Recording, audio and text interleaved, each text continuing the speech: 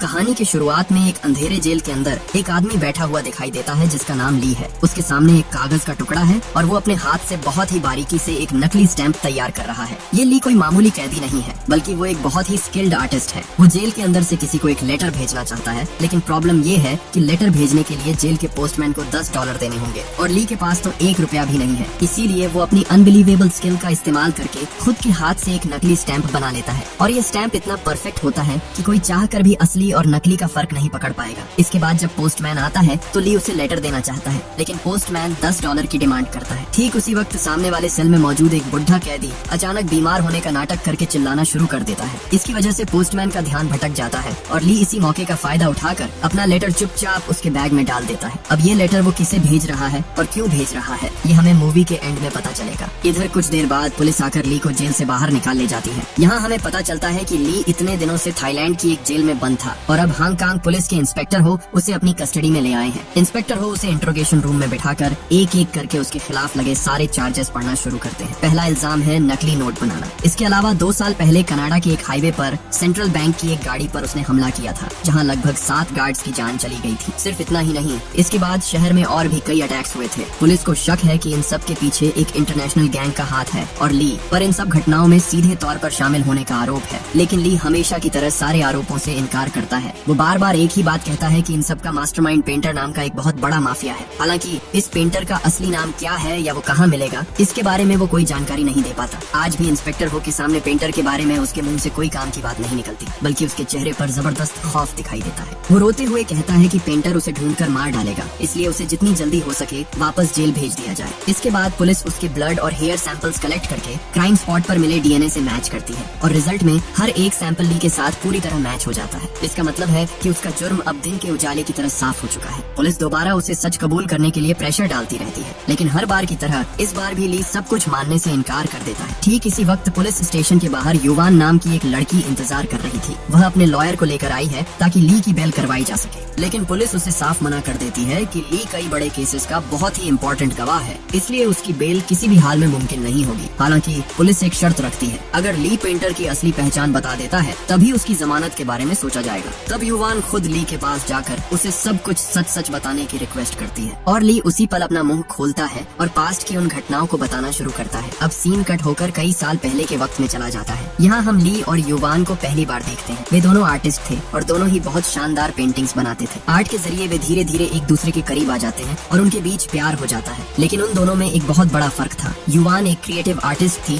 जो अपने unique style में ओरिजिनल पेंटिंग्स बनाती थी, जबकि ली कोई ओरिजिनल काम नहीं करता था। वह बस मशहूर आर्टिस्ट्स की पेंटिंग्स को हूबहू कॉपी कर लेता था। उसकी कॉपी करने की काबिलियत सच में अनबिलीवेबल थी, लेकिन दिक्कत ये थी कि इन डुप्लीकेट पेंटिंग्स में किसी का कोई इंटरेस्ट नहीं था। अब यही कॉपी करने की ताकत आगे चलकर उसे एक खतरनाक रास्ते पर ले जाएगी। एक दिन लुक नाम का एक आर्ट गैलरी मालिक उनकी पेंटिंग्स देखने आता है। वह युवान का काम देखकर इम्प्रेस हो जाता है और सारी पेंटिंग्स खरीदना चाहता है, लेकिन उसे ली की पेंटिंग्स बिल्कुल पसंद नहीं आती क्योंकि वे दूसरों के काम की कॉपी थी। लुक उन्हें अपनी एग्जीबिशन में रखने से मना कर देता है। तब युवान जोर देकर कहती है कि या तो उसे सारी पेंटिंग्स एक साथ खरीदनी होंगी, वरना वह एक भी नहीं बेचेगी। लुक के जाने के बाद ली युवान से कहता है कि तुम मेरी फिक्र मत करो, मेरी सारी पेंटिंग्स टोक्यो के एक आदमी ने पहले ही खरीद ली है। लेकिन कुछ देर बाद युवान को समझ आ जाता है कि ली झूठ बोल रहा है, उसकी एक भी पेंटिंग नहीं बिकी थी। असल में ली चाहता था कि उसकी वजह से युवान के करियर में कोई रुकावट न आए। खैर, एग्जीबिशन वाले दिन युवान अपनी पेंटिंग्स के बगल में चुपके से ली की एक पेंटिंग रख देती है। सब लोग काम की तारीफ कर रहे थे, तभी एक आदमी आकर ली की पेंटिंग का मजाक उड़ाने लगता है। उसका यह बर्ताव देखकर युवान को इतना गुस्सा आता है कि वह उसके ऊपर पानी फेंक देती है। हालांकि एग्जीबिशन खत्म होने पर ली खुद जाकर उस आदमी से माफी मांगता है। तब वह आदमी हंसते हुए कहता है कि वह तो बस मजाक कर रहा था ताकि ली उससे अकेले में मिलने आए, क्योंकि पूरी एग्जीबिशन से उसने जो पेंटिंग खरीदी थी वह ली की ही थी। इसके बाद एक रेस्टोरेंट में बैठकर वे काफी देर तक बात करते हैं। वह आदमी अपना इंट्रो पेंटर के तौर पर देता है। हाँ, यह वही पेंटर है जिसका नाम ली बार बार पुलिस को बता रहा था। पेंटर ली की तारीफ करते हुए कहता है कि किसी भी तस्वीर को इस तरह कॉपी करना कोई छोटी बात नहीं है। वह सीधे ऑफर देता है कि तुम्हारा यह टैलेंट मेरे बहुत काम आएगा। अगले दिन ली पेंटर से मिलता है और कहता है कि वह उसका कोई भी ऑफर मानने को तैयार है। पेंटर हंसते हुए उसे अपनी टीम में वेलकम करता है, लेकिन ली को जो काम करना होगा वो सुनकर उसके पैरों तले से जमीन खिसक जाती है। पेंटर उसके सामने $1 थमाकर कहता है कि तुम्हें इस नोट को हूबहू तैयार करना होगा। इसका मतलब है कि वो ली को सीधे सीधे जाली नोट बनाने का ऑफर दे रहा है। ली तुरंत बुरी तरह भड़क जाता है और उसके प्रपोजल को ठुकरा देता है। तब पेंटर बताता है कि उसका असली नाम सैंग है। पिछले 3 जनरेशन से वे जाली नोट छापने का बिजनेस कर कर रहे हैं, लेकिन आज तक किसी को जेल नहीं जाना पड़ा क्योंकि वो ये सारा काम बहुत ही सावधानी से करता है। अब सवाल ये है कि क्या ली आखिर में इस खतरनाक ऑफर के लिए राजी होता है। पेंटर तब ली को समझाने लगता है कि ये जो नया डॉलर छापा गया है इसमें मौजूद तस्वीरें और लेटर्स का पैटर्न इतना कॉम्प्लिकेटेड है कि हाई क्वालिटी के महंगे प्रिंटर्स भी उसे ठीक से प्रिंट नहीं कर सकते।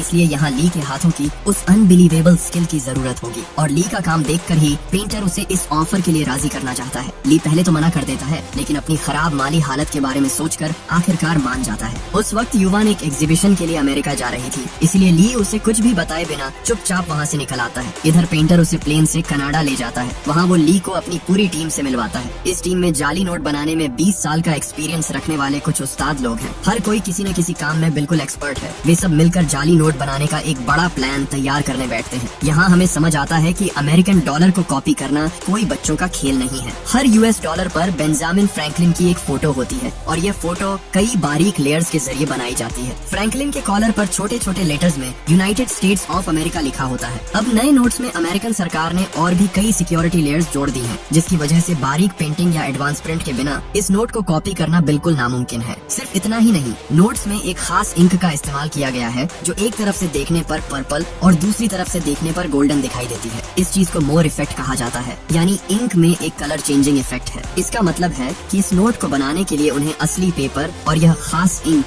दोनों का जुगाड़ करना होगा। अब पेंटर की पूरी टीम इन प्रॉब्लम्स के सॉल्यूशन पर दिमाग लगाने लगती है। सबसे बड़ा चैलेंज था वाटरमार्क लगाने का काम। इसके लिए वे पुराने चाइनीज आर्टिस्ट्स की टेक्निक फॉलो करके 3 अलग अलग लेयर्स पर पेंट करने का प्लान बनाते हैं। सबसे बीच वाली लेयर पर बहुत ही बारीकी से वाटरमार्क सेट किया जाएगा और ये पूरा काम ली को अपने हाथों से पूरा करना होगा। अब मेन काम शुरू करने से पहले ली कुछ प्रैक्टिस नोट्स तैयार करता है। वो इतने परफेक्ट तरीके से नोट ड्रॉ करता है कि टीम के सभी लोग उसका काम देखकर पूरी तरह से हैरान रह जाते हैं। इसी तरह कुछ दिन प्रैक्टिस करने के बाद वे अचानक ईस्टर्न यूरोप चले जाते हैं। वहाँ एक नीलामी में पुराने बैंक नोट छापने की मशीन बिक रही थी और वे उसे खरीद लेते हैं। अब सवाल आता है कि असली बैंक नोट जैसा कागज कहाँ से आएगा। तब पेंटर एक कमाल की जानकारी देता है। वो बताता है कि यूएसए सरकार जिस कागज से नोट छापती है, ठीक उसी क्वालिटी के कागज से वे टेलीफोन डायरेक्टरी भी तैयार करते हैं। बस ये बात सुनते ही वे उस डायरेक्टरी के छापे खाने में जाकर मालिक से सीधे 500 टन पेपर खरीद लेते हैं। अब इन पेपर्स को लेकर ली के डिजाइन के हिसाब से जाली नोट छापने का काम शुरू होता है। नीलामी से खरीदी गई उस विशाल मशीन में नोट पर नोट छपने लगते हैं और ये नोट देखने में बिल्कुल असली नोट जैसे ही लगते हैं। लेकिन एक बड़ी प्रॉब्लम अभी भी बाकी थी और वो थी कलर चेंजिंग मोर इफेक्ट। इसके लिए जो खास इंक चाहिए वो सिर्फ सरकारी दफ्तरों के पास ही मिलती है और इस इंक को हासिल करने के लिए पेंटर एक खौफनाक प्लान बनाता है। खैर, पेंटर अपनी टीम के साथ सेंट्रल बैंक की एक गाड़ी पर सीधा हमला बोल देता है। उस गाड़ी में उस कलर चेंजिंग इंक के कई बैरल थे और पेंटर उन्हें ही लूटने आया था। अब न चाहते हुए भी ली को इस काम में उसके साथ जाना पड़ता है। गाड़ी छीनने की कोशिश के दौरान गार्ड्स गोलियां चलाना शुरू कर देते हैं और जवाब में पेंटर की गैंग भी पलटवार करती है। इस भीषण गोलीबारी के बीच बेचारा ली बुरी तरह फंस जाता है। तभी एक गार्ड अचानक ली की तरफ बंदूक तान देता है, लेकिन ठीक उसी वक्त पेंटर आकर उस गार्ड को गोली मारकर खत्म कर देता है। इसके बाद पेंटर बम फेंक कर दूर की एक गाड़ी को उड़ा देता है, जिसकी वजह से बाकी गार्ड्स भी मारे जाते हैं। फिर वे इंक के बैरल लूटकर तेजी से वहाँ से रफू चक्कर हो जाते हैं। लेकिन इतने सब के बीच पहली बार पेंटर का ऐसा हिंसक रूप देखकर ली के अंदर रूह कांप जाती है। अब तक डरते डरते जाली नोट तो बना रहा था, लेकिन उसने कभी नहीं सोचा था कि उसे खून खराबे में भी शामिल होना पड़ेगा। पर अब वो एक ऐसे दलदल में फंस चुका था जहाँ से बाहर निकलने का कोई रास्ता नहीं था। इधर मोर इफेक्ट वाली इंक लाने के बाद वे उसे प्रिंटर में लगाकर दोबारा नोट छापना शुरू करते हैं और अब जो नोट बाहर निकलते हैं उन हर एक नोट में असली नोट की तरह ही कलर चेंजिंग इफेक्ट दिखाई देता है। ये नजारा देखकर पूरी टीम खुशी से उछलने लगती है, क्योंकि उन्होंने कुछ ऐसा बना लिया था जिसे असली नोट से अलग करना नामुमकिन था। लेकिन ली अंदर ही अंदर बहुत ज्यादा गिल्ट महसूस कर रहा था। वह पेंटर से पूछता है कि जब यह इंक खत्म हो जाएगी तो क्या फिर से लोगों को मारकर इंक लानी होगी? इससे बेहतर है कि मैं खुद यह इंक बनाने की कोशिश करके देखूं। लेकिन पेंटर उसकी बात सुनकर उसे जोर से झिड़क देता है और चुप करा देता है। अब पेंटर के ऑर्डर पर उसके लोग सूटकेस में भरकर जाली नोट अलग अलग देशों में स्मगल करना शुरू कर देते हैं। इस तरह उनका जाली नोटों का साम्राज्य दिनों दिन बढ़ता जाता है। लेकिन पुलिस को पहले ही उनकी हरकतों की भनक लग चुकी है। विंग नाम के एक अंडरकवर पुलिस ऑफिसर को इस केस की इन्वेस्टिगेशन की जिम्मेदारी दी जाती है। यह विंग इंस्पेक्टर हो के साथ मिलकर पेंटर की गैंग की मूवमेंट को फॉलो करना शुरू करता है। फिर एक खरीदार का भेस बदलकर वे सीधे गैंग के मेंबर्स से मिलने जाते हैं। यहाँ पेंटर के लोग समंदर के बीच एक नाव पर पार्टी कर रहे थे। हालांकि पेंटर और ली वहाँ मौजूद नहीं थे। विंग वहाँ से सब कुछ ऑब्जर्व करता है और फिर निकल जाता है। लेकिन पेंटर का असली खेल तो अभी शुरू ही नहीं हुआ था। पेंटर जनरल नाम के अपने एक पुराने क्लाइंट के साथ मीटिंग फिक्स करता है। अगले दिन वह ली को साथ लेकर जनरल के घर की तरफ रवाना होता है। रास्ते में ली पेंटर को एक इम्पोर्टेंट बात बताता है। वह कहता है कि उसे एक खास किस्म के कारपेंटर के बारे में पता है जिससे मोर इफेक्ट पैदा किया जा सकता है। इसका मतलब है कि इस इंक से डॉलर बिल पर दो अलग अलग एंगल से दो रंगों का इफेक्ट लाया जा सकेगा और इसके लिए किसी को मारना नहीं पड़ेगा। पेंटर उसका यह आइडिया सुनकर काफी खुश होता है और वादा करता है कि वह ली के नाम पर एक रिजॉर्ट खरीद कर देगा जहां वह युवान के साथ अपनी बाकी जिंदगी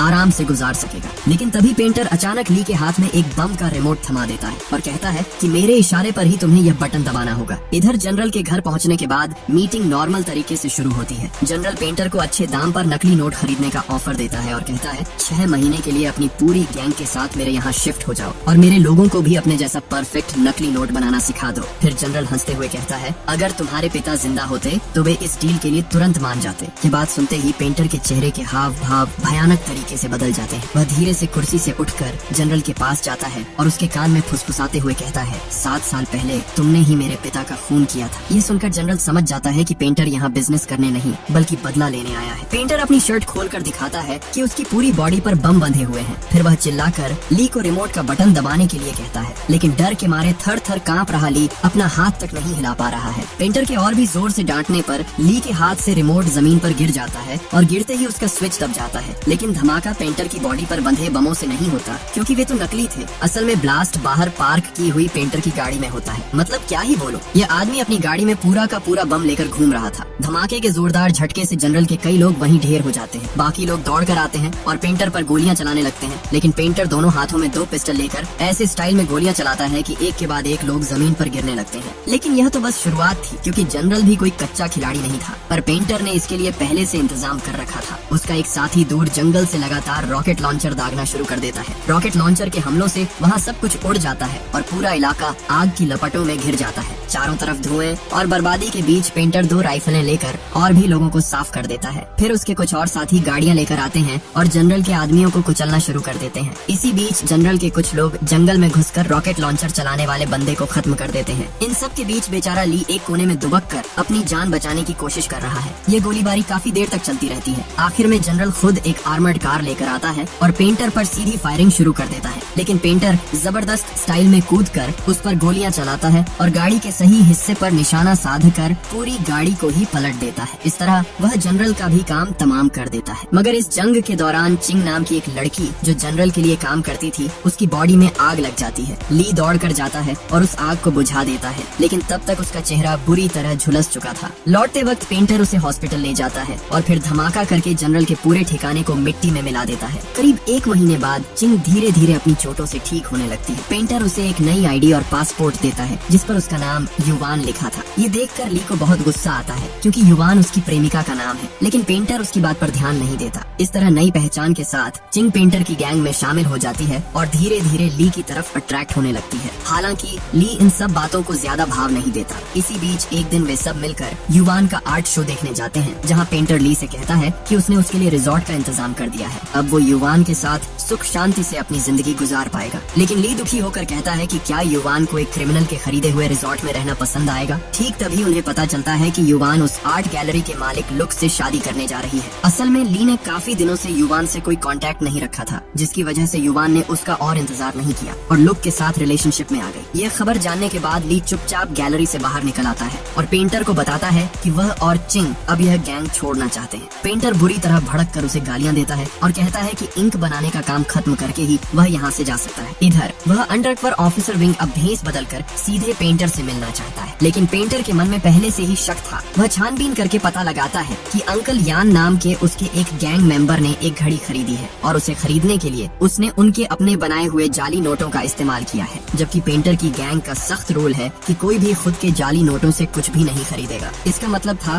कि यान ने रूल्स तोड़े हैं और उसकी इसी गलती की वजह से पुलिस को उनकी हरकतों का पता चल गया है। इसी वजह से पेंटर यान को सजा देना चाहता है। यान उसके सामने गिरकर गिड़गिड़ाने लगता है और अपनी पत्नी और बेटी की जान की भीख मांगता है, क्योंकि पेंटर का एक और खौफनाक नियम है, अगर कोई गलती करता है तो उसके परिवार को भी खत्म कर दिया जाता है। लेकिन पेंटर यान की रोने धोने वाली बातों पर ध्यान नहीं देता और ठंडे दिमाग से सीधे उसे गोली मार देता है। यह बेरहम कत्ल देखकर ली खुद पर काबू नहीं रख पाता। वह तुरंत पेंटर पर झपट पड़ता है, लेकिन पेंटर उसके कान के पास से गोली चला देता है और उसके चेहरे पर एक जोर का मुक्का जड़ देता है। इधर विंग दोबारा भेस बदलकर पेंटर से मिलने आता है, लेकिन पेंटर को उसके सारे प्लान पहले से पता थे। इसलिए बात करने के दौरान वह अचानक ली से कहता है कि वह विंग को गोली मार दे, लेकिन इस बार भी ली अपनी जगह से हिल नहीं पाता। आखिर में पेंटर खुद ही विंग को गोली मारकर खत्म कर देता है। इसके बाद वह ली पर और भी ज्यादा भड़क जाता है और उसके सामने कुछ ऐसा रिवील करता है जिसे सुनकर ली के पूरे शरीर में ठंडी लहर दौड़ जाती है। पेंटर दिखाता है कि उसने युवान और उसके होने वाले पति लुक को इस वक्त बंधक बना रखा है, यानी इस आदमी ने किसी तरह युवान और लुक को किडनैप कर लिया था, सिर्फ ली को ब्लैकमेल करने के लिए। पेंटर ली को सीधे लुक पर गोली चलाने के लिए कहता है, लेकिन ली इसके लिए बिल्कुल राजी नहीं होता। वह उल्टा पेंटर पर ही पिस्तौल तान देता है। इसी दौरान ट्रिगर दबने से अंधाधुंध गोलियां चलती हैं, जिसमें लुक मारा जाता है। इसके बाद पेंटर और ली के बीच एक जबरदस्त गन फाइट शुरू हो जाती है। इसी दौरान चिंग आकर पेंटर के आदमियों को एक के बाद एक खत्म करने लगती है। आखिर में ली सीधे पेंटर के सीने में गोली मारकर उसे भी खत्म कर देता है। इधर ली युवान को बचाना चाहता है, लेकिन चिंग युवान को जान से मारने की धमकी देकर उसे रोक देती है। असल में चिंग ली की तरफ काफी अट्रैक्ट हो गई थी, इसलिए वह किसी भी हाल में युवान को ली के पास नहीं जाने देना चाहती थी। ली के पास और कोई रास्ता नहीं बचता, इसलिए वह युवान को वहीं छोड़कर वहाँ से निकलने पर मजबूर हो जाता है। इसके बाद वह पैसों का बैग लेकर उसी रिजॉर्ट में चला जाता है जो पेंटर ने उसके लिए खरीदा था। अगली सुबह ली अखबार में पढ़ता है कि पुलिस को पेंटर की डेड बॉडी नहीं मिली है। तब उसके दिमाग में एक ही ख्याल आता है कि शायद पेंटर मरा नहीं है और वह युवान को मारकर बदला लेगा। इसलिए ली युवान को बचाने के लिए तेजी से निकलता है, लेकिन इसी बीच रास्ते में पुलिस आकर उसे अरेस्ट कर लेती है। यानी इसके बाद जो हुआ वह हमने मूवी की शुरुआत में देखा था। पुलिस ली के सामने शर्त रखती है कि अगर वह पेंटर के बारे में सारी जानकारी देगा तभी उसे जमानत मिलेगी, और जिस युवान को ली छोड़कर आया था वही युवान उसे बचाने आई है, क्योंकि ली ने जेल से लेटर लिखकर उससे माफी मांगी थी। याद है मूवी की शुरुआत में नकली स्टैंप लगाकर लेटर भेजने वाली बात? वह लेटर असल में इसी युवान को भेजा गया था। इधर युवान की सलाह पर ली पेंटर के बारे में शुरू से लेकर अंत तक सब कुछ पुलिस को सच सच बता देता है। पुलिस उसे पेंटर का एक स्केच बनाने के लिए कहती है, जिसके बाद उसकी जमानत हो जाती है और पुलिस उसे एक होटल में ले जाकर छोड़ देती है। वहाँ ली युवान से माफी मांगता है और उनके बीच एक रोमांटिक पल बीतता है। ठीक उसी वक्त इंस्पेक्टर हो को पुलिस की वर्दी पहने एक आदमी दिखाई देता है, जिसका चेहरा ली के बनाए हुए पेंटर के स्केच से हूबहू मिलता है। और मजेदार बात यह थी कि वह आदमी पुलिस की वर्दी पहनकर खुद पुलिस स्टेशन के अंदर जा रहा था, इसीलिए वो अपनी टीम के साथ मिलकर उसे तुरंत अरेस्ट कर लेता है। सबको लगता है कि देश का मोस्ट वांटेड क्रिमिनल आखिर पकड़ा गया, लेकिन वह आदमी हैरान होकर चिल्लाता है, मैं क्रिमिनल कब से हो गया? मैं तो एक मामूली पुलिस कांस्टेबल हूँ। जब वह अपनी आईडी दिखाता है तो इंस्पेक्टर हो का चेहरा सफेद पड़ जाता है, क्योंकि अब उसे समझ आ जाता है कि ली ने उन सबको इतनी देर से बेवकूफ बनाया है। लेकिन यकीन मानिए, असली सच तो अभी बाकी है, और ये इतना चौंकाने वाला है कि आप दंग रह जाएंगे। क्या आप अभी तक बात समझ पाए? इतनी देर से जिस भयानक पेंटर की कहानी सुनाई जा रही थी, वह पेंटर असल में कोई और नहीं बल्कि खुद ली है। जाली नोट डिजाइन करने से लेकर सेंट्रल बैंक की गाड़ी पर हमला करने और जनरल के ठिकाने पर नरसंहार करने तक, ये सब कुछ उसने अकेले ही अंजाम दिया था। लेकिन खुद को बचाने के लिए उसने पुलिस के सामने बहुत ही मासूम बनकर पेंटर नाम का एक काल्पनिक किरदार खड़ा कर दिया, और जिस बेचारे पुलिस कांस्टेबल को उसने गिरफ्तारी के वक्त ड्यूटी पर देखा था, उसी का चेहरा उसने पेंटर के स्केच के तौर पर बना दिया। सोचिए, पूरी मूवी के दौरान हमें लगा कि ली एक मासूम आर्टिस्ट है जिसे जबरदस्ती इस जुर्म में घसीटा गया, जबकि वही इस पूरे ऑपरेशन का असली मास्टरमाइंड था। सिर्फ इतना ही नहीं, और भी भयानक सच ये है कि चीन से आने के बाद ली की युवान से कभी मुलाकात ही नहीं हुई थी। जो लड़की उसे बचाने पुलिस स्टेशन आई थी और जिसके साथ वह होटल में था, वह असल में युवान नहीं थी, वह वही चिंग थी जिसकी ली ने प्लास्टिक सर्जरी करवाकर उसे युवान का चेहरा दे दिया था।